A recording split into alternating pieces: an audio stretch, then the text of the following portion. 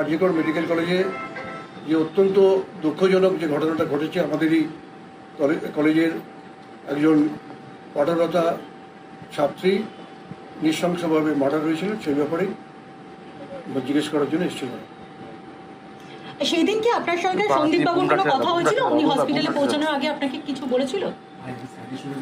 সেটা জিজ্ঞেস করেছিল এবং আমার সঙ্গে কলেজের প্রিন্সিপাল আমাকে ফোন করেছিল 10টার পরে, এবং সেটা ফোন করেছিল আমি ওখানকার রোগী কল্যাণ সমিতির আমি সভাপতি, এবং যার জন্য আমাকে ইনফরমেশন দেওয়ার জন্য ফোন করেছিল। সুদীপবাবু, ওই দিনকে ঘটনাস্থলে আরজি করের সঙ্গে যারা যুক্ত নয়, অভিক দে, বিরূপাক্ষ, তারা উপস্থিত ছিলেন এবং সেটা নিয়ে একটা চরম বিতর্কের তৈরি হয়েছিল। সেটা নিয়ে আপনি কিছু জানেন কি? এই সম্বন্ধে আমি কিছু বলবো না, তবে এটুকুনি বলতে পারি যে যারা ওখানে গেছে শুধু এরা নয়, অভিক বিরূপক্ষ নয়, আরও অনেক প্রায় 200 জন যে বিভিন্ন ডাক্তারবাবু এবং অন্যান্য অনেকে যারা গেছিল, নেতারা গেছিল, এবং হয়তো বিরূপক্ষ অভিক আমি জানি না যারা স্পটে গেছিল, কিন্তু তবে স্পটে গেছে বলে আমি শুনিনি। আপনার সঙ্গে পরবর্তী সময় আপনি যখন সাংবাদিকদের বিবৃতি দিচ্ছিলেন তখন পেছনেই তারা কিন্তু দাঁড়িয়েছিল। পিছনে দাঁড়াতে পারে, কিন্তু তার সঙ্গে অন দ্য স্পটে থাকার কোনো সম্পর্ক নেই। আর সন্দীপ ঘোষের সঙ্গে যখন আপনার কথা হয়েছিল, কারণ হসপিটাল কর্তৃপক্ষ গোটা বিষয়টাকে সুইসাইড বলার একটা চেষ্টা করেছিল বলে অভিযোগ উঠেছে, আপনাকে কি জানিয়েছিল মৃত্যুটার বিষয়টা নিয়ে? আমাকে আপনারাও জিজ্ঞেস করেছিলেন এবং আমি তখন বলেছিলাম আনন্যাশনাল ডেথ, এবং আমরা তার বেশি কিছু বলতে পারি না। তার কারণ হচ্ছে পোস্টমর্টম হওয়ার আগে কখনই বলা যায় না যে আনন্যাশনাল ডেথের কারণটা কি। আজকে আর কিছু সিবিআই তরফ থেকে মানে গোটা বিষয়ে সন্দীপ ঘোষ আপনাকে ফোন করে কি জানিয়েছিলেন, মানে জানতে চাইছি মানে যে কখন এবং কি?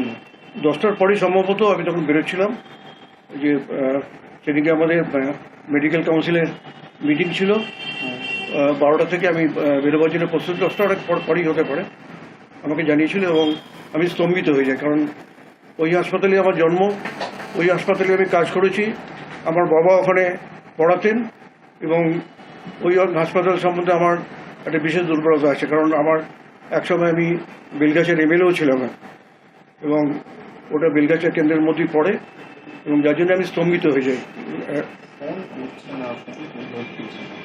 আপনার বিরুদ্ধে যে একাধিক দুর্নীতির অভিযোগ বিভিন্ন রাজনৈতিক দলের তরফে তোলা হচ্ছে, মূলত শুভেন্দু অধিকারী তিনি বলেছেন যে আরজি করের মেশিন এই হাসপাতালে নিয়ে ব্যবহার করা হয়েছে এবং পুরনো মেশিন আরজি করে পাঠানো হয়েছে, এই বিষয়ে কি বলবেন? এটা কি সম্ভব? আপনি কি মনে করেন এটা সম্ভব যে পুরোনো মেশিনগুলো আরজি করে নেবে কেন? আর আরজি করার মেশিন নিয়ে আসবো কেন? কোনো ব্যাচ নম্বর থাকে, যদি কোনো সলিড প্রমাণ দেখাতে পারেন, যে কোনো আপনারা কেউ যদি দেখাতে পারেন যে কোনো মেশিন আমরা আরজিকর থেকে নিয়েছি, কারণ আমার ছোট্ট নার্সিংহোম, এবং অনেক কষ্ট করে 1984 সালে আমি তৈরি করেছি, তখন সেই সময় বামফ্রন্টের আমলে আমি তৈরি করেছি এবং তিল করে তৈরি করেছি। এই হাসপাতালের সন্দীপ ঘোষদের বিরুদ্ধে 2021 সাল থেকে একাধিক দুর্নীতির অভিযোগ উঠছে, এই বিষয়গুলো আপনাদের নজরে কখনো এসেছিল? আপনারা কোনো পদক্ষেপ করেছিলেন?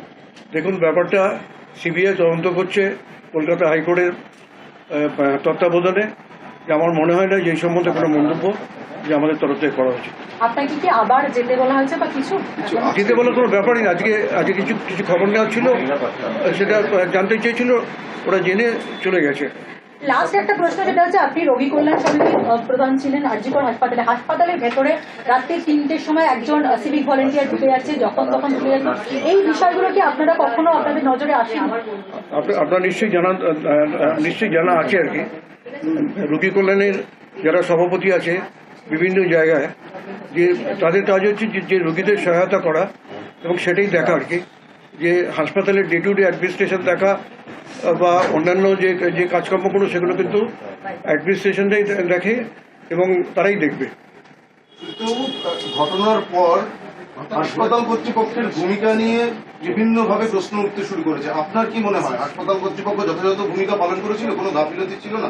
এই সম্বন্ধে আমি কিছু বলবো না, কারণ ইতিমধ্যেই তদন্ত হচ্ছে, এবং তদন্তের যে ফল সেটা যখন বেরোবে তখনই জানা যাবে। ডাক্তারবাবু, জুনিয়র ডাক্তাররা যে সমস্ত দাবি দেওয়া নিয়ে বারবার প্রশাসনকে মেইল করছেন, তাদের যে স্ট্যান্ড এখনো পর্যন্ত, সেটা নিয়ে কি? জুনিয়র ডাক্তারদের সম্বন্ধে আমি যেটা বলবো, যে জুনিয়র ডাক্তাররা যারা আন্দোলন করছে, আমরাও একসময় আন্দোলন করেছি, আমি 1971 সাল থেকে ডাক্তারি পাশ করার পর থেকে আরজি করের সঙ্গে আমি যুক্ত, বিভিন্ন ভাবে যুক্ত, এবং 1964 সালে আরজি করে ঢুকেছিলাম ছাত্র হিসেবে। আন্দোলন আমরাও করেছি, কিন্তু আন্দোলনের সঙ্গে সঙ্গে যে রোগীর পরিষেবা যেটা ব্যাহত হচ্ছে সেটা বন্ধ হওয়া দরকার।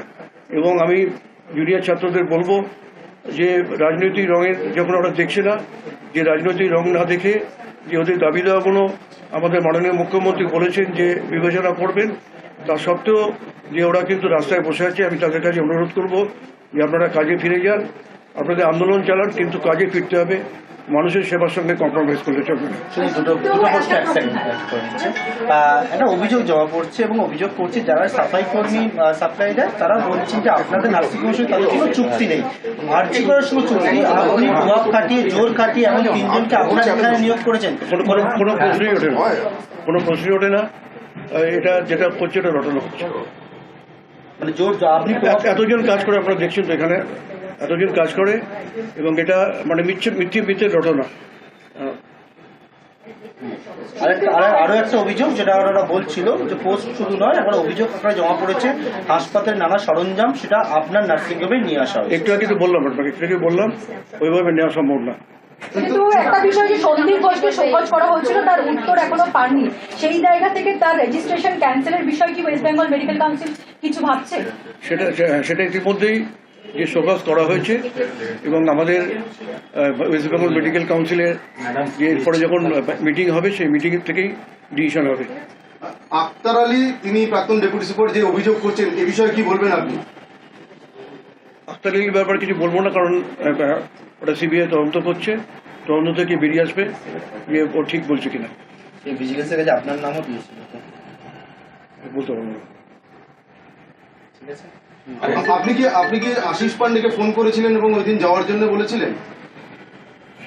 ঘটনা যখন আমি শুনেছিলাম যে 10টার পরে, তখন আমি তো বললাম যে আমি স্তম্ভিত হয়ে যাই, এবং আশিস পান্ডে আমাদের ইউনিটের সভাপতি, ছাত্র পরিষদ ইউনিট, আমি ওকে জানতে চাইলাম যে তুই কোথায়। তখন আশিস পান্ডে বললো যে আমি শিয়ালদা স্টেশনে। তখন আমি ওকে বলি যে এটা শুনেছিস? বললো না, শুনিনি।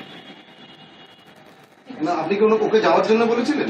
তো যাবেই, তো সভাপতি যাবে, নিজের কলেজে যখন একটা ঘটনা ঘটেছে নিশ্চয়ই যাবে। কিন্তু বিরূপাক্ষ আর অভিক আমার সঙ্গে কোনো কথা হয়নি।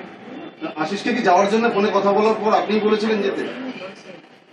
সে তো স্বাভাবিক সেটা।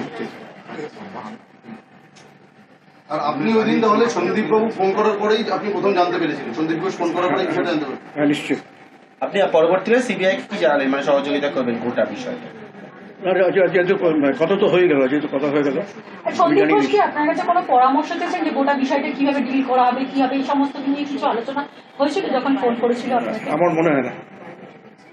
আপনাকে জাস্ট ইনফর্ম করা হয়েছিল? আমাকে ইনফর্ম করা হয়েছে। আমাদের ভিডিও ভালো লাগলে লাইক এবং শেয়ার করুন, কমেন্ট সেকশনে গিয়ে জানান আপনাদের মতামত। আরও ভিডিও পেতে আমাদের চ্যানেল সাবস্ক্রাইব করুন এবং প্রতি মুহূর্তে খবরের আপডেট পেতে প্রেস করুন বেল আইকন।